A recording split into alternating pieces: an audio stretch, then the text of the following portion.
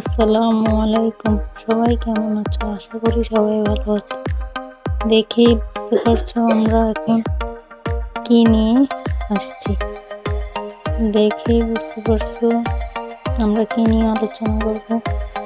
এখানে বিভিন্ন রকমের বই আছে, গল্পের বই, উপন্যাসের বই, বিভিন্ন লেখকের বই। এখানে কিন্তু কোনো বই কিনতে হয় না, জাস্ট বই নিয়ে পড়বেন, আবার এসে জমা দিবেন। হ্যাঁ, নিশ্চয়ই ভাবছেন কোথায় এটা আর কিভাবে নিবেন। দাঁড়ান, ওয়েট, এক্ষুনি বলছি।